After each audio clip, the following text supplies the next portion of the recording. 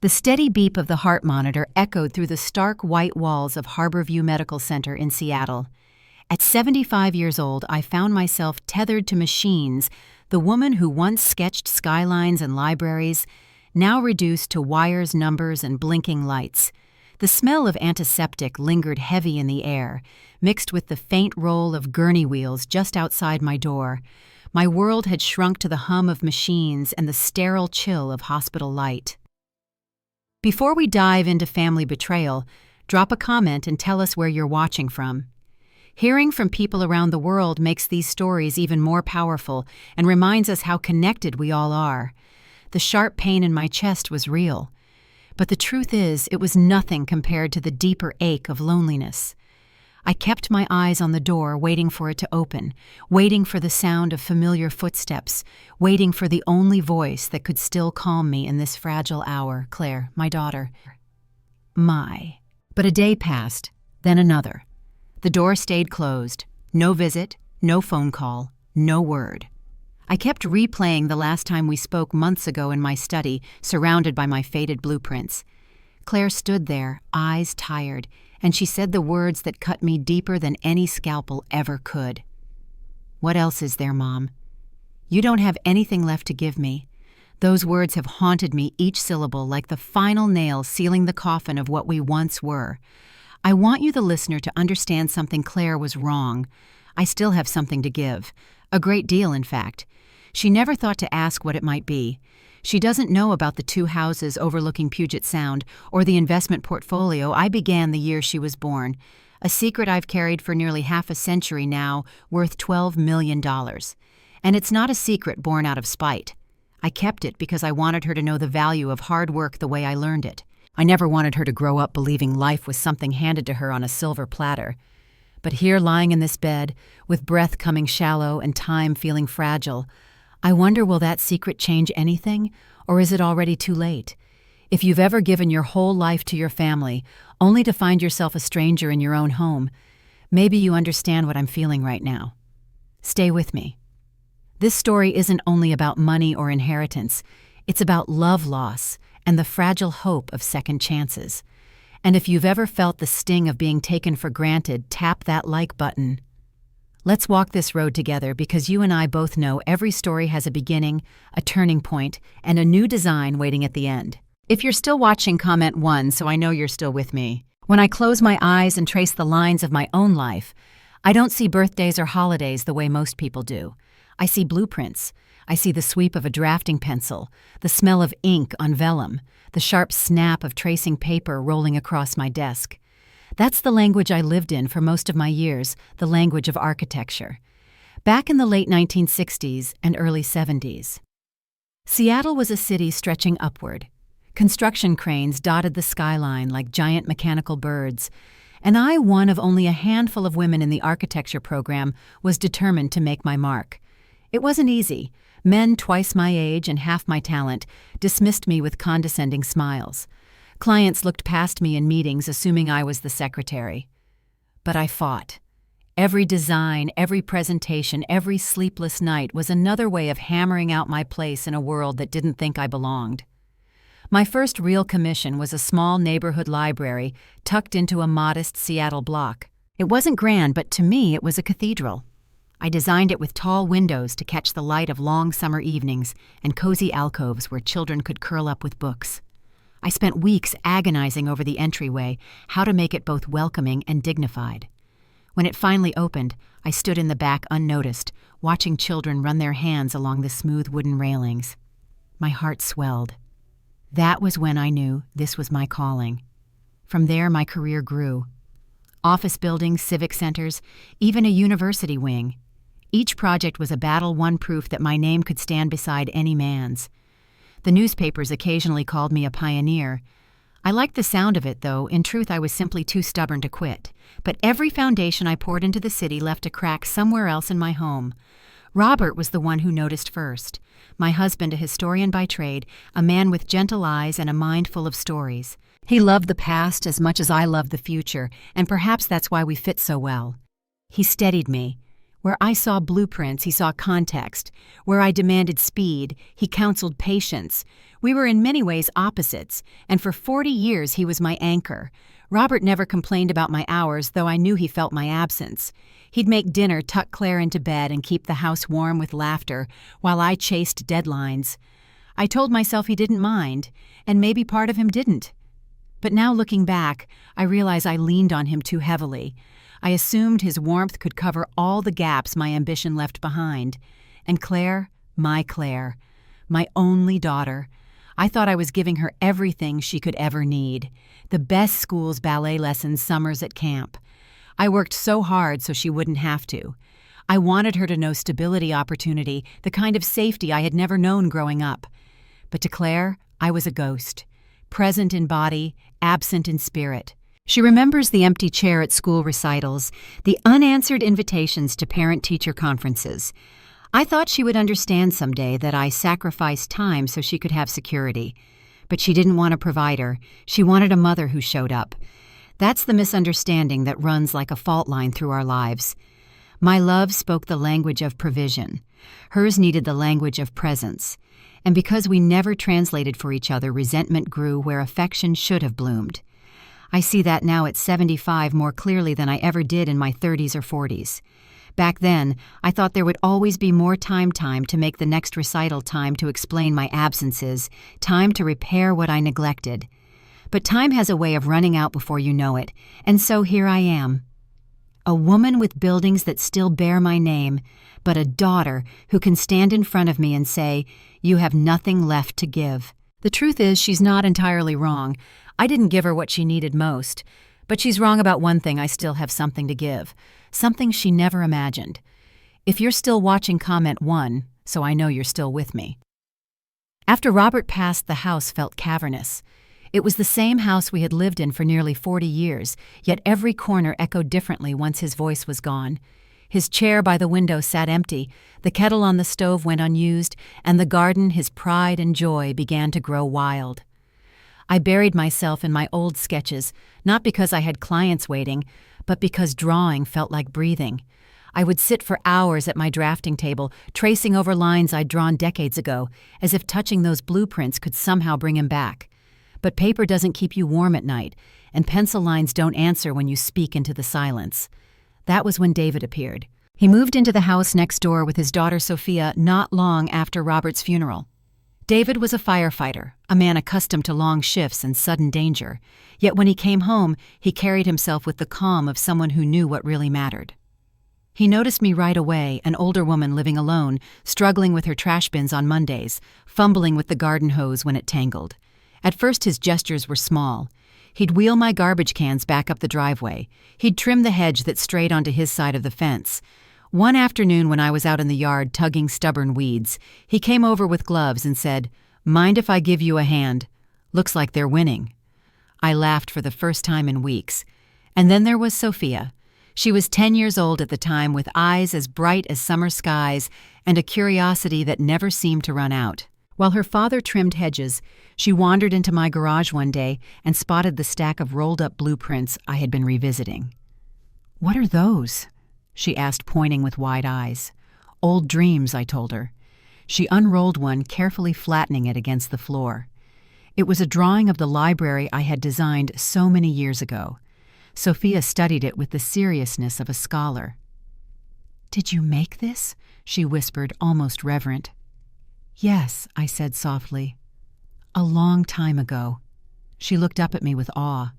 "You built buildings, like real ones." That was the beginning. From then on, Sophia visited often. She'd ask me to tell her about the buildings I'd designed, about why windows were shaped the way they were, why stairs curved or stood straight. One day she brought over a school assignment, "Design your dream house." Most children might have drawn stick figures and crooked chimneys, not Sophia. She wanted turrets, a hidden staircase, a reading nook by the window, and a kitchen big enough for Dad to cook pancakes without bumping into the counters. We sat together at my drafting table, her small hand pressing the ruler while I guided the pencil.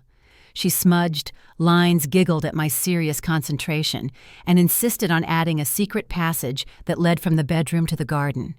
For the first time in decades, the table wasn't just a place for deadlines and revisions, it was a place of wonder. As she leaned against me, eyes shining with excitement, I felt something crack open inside me. This little girl didn't care about my resume or the awards that gathered dust in my study. She cared that I was there right then, helping her bring her imagination to life. In those moments, I glimpsed the mother I had never been to Claire. Present, patient, willing to enter the world of a child and stay there long enough to make it feel real. David noticed the change too. One evening, as Sophia skipped home clutching her dream house drawing, he lingered on my porch. "You know," he said, "she hasn't been this excited about anything since her mom passed. You've given her something I couldn't." I shook my head, embarrassed. "It's nothing, really, just some sketches." But he smiled that quiet, grateful smile of his. "It's not nothing. You're showing up. That's everything." His words settled deep in my chest. Showing up. Two simple words that carried more weight than all the steel beams I'd ever drawn. And that's when the contrast struck me hardest. Sophia, a child not my own, saw me as a source of inspiration and warmth. Claire, my own flesh and blood, saw me only as absence. One child asked me to help build her dream house. The other accused me of having nothing left to give. It was both beautiful and heartbreaking. Beautiful because I finally knew what it felt like to be wanted for my presence. Heartbreaking because it underscored the truth with Claire. I had missed my chance. Still, those afternoons with Sophia became the brightest part of my days. We built forts out of couch cushions, planted flowers in the garden, and filled sketchbooks with houses that would never exist outside her imagination. And each time she called me Grandma Eleanor, a piece of my broken heart stitched itself back together. I began to wonder if perhaps in the autumn of my life I had been given a second blueprint. Not for a skyscraper, not for a library, but for family. It was about 6 months before my heart gave out that I walked into Mr. Davies' office in downtown Seattle. His suite hadn't changed in decades, the same walnut desk polished to a shine, the same brass lamp casting a warm circle of light over stacks of legal files. He had drawn up Robert's will and mine as well many years ago. He greeted me not as a client, but as an old friend. "What can I do for you, Eleanor?" he asked, folding his hands over a leather-bound planner. I hesitated before answering because I knew how it would sound. "I want to change my will." He adjusted his glasses, studying me with that lawyerly mixture of curiosity and caution. "Has something happened?" I shook my head. "Nothing dramatic, I just need to know. If Claire would still come to me, if she thought I had nothing left, if she thought there was no money to gain." Davies leaned back silent for a moment. "You're not trying to punish her." "No," I said quickly. "Not punish. Test. Maybe even hope. If she comes when she believes I have nothing, then maybe there's still love between us." So we rewrote it. 2 houses overlooking Puget Sound. The investments Robert and I had started, which I had grown over decades into a $12 million estate. Every penny would be placed in trust, not for Claire, but for Sophia. David would be the trustee until she came of age, ensuring her education, her stability, her chance to dream without fear. It felt almost like betrayal to admit out loud that I would not leave my only daughter the wealth I had built for her. But deep down, I knew this was less about betrayal and more about truth. Claire had always believed my worth was tied to what I could give her materially. This was my way of saying legacy isn't money, it's presence, and I would leave my legacy where presence had been received. The hospital. When the heart attack came, I was rushed into ICU, wired up like a machine. 3 days blurred together, nurses and scrubs monitors beeping the sterile white of hospital ceilings. I didn't know if I would live to see another sunrise. And yet the first visitors weren't Claire. It was David and Sophia. They walked in with flowers and a homemade card. Sophia climbed onto the chair beside me, her little hands clutching a piece of construction paper. On it, she had drawn a house with a giant red heart in the center. Underneath, in crooked letters, it read, "Get well soon, Grandma Eleanor."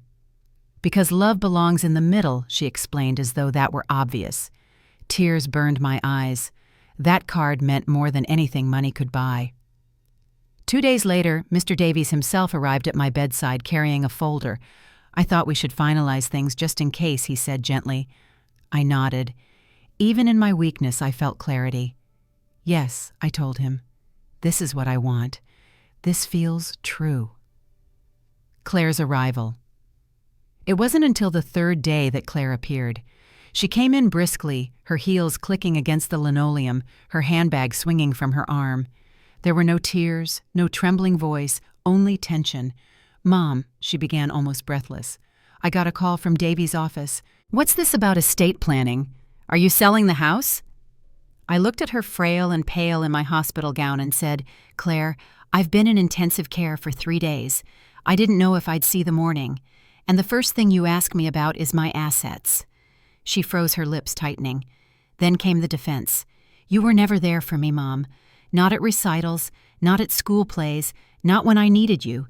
You think this is about money, but it's about the years you were absent. You've always chosen your work, your projects over me." I listened. For once I didn't argue. I let her words land, because in part she was right. But then I took a breath, gathering what strength I had left. "Claire, you think I have nothing left to give you. But you're wrong. I have something I've built over nearly 50 years. 2 homes, an investment portfolio, $12 million. All of it was meant for you." Her eyes widened, shock flashing across her face. Then just as quickly, something sharper greeted calculation.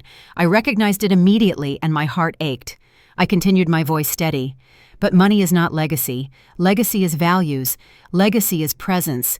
And I cannot in good conscience leave it all to someone who sees me only as a bank account. So I have placed it in trust for Sophia, to ensure her education, her stability, her chance to dream." The silence that followed was heavier than concrete. Claire stared at me as though I had struck her. Then her eyes hardened, her jaw set. Without another word, she turned on her heel and walked out.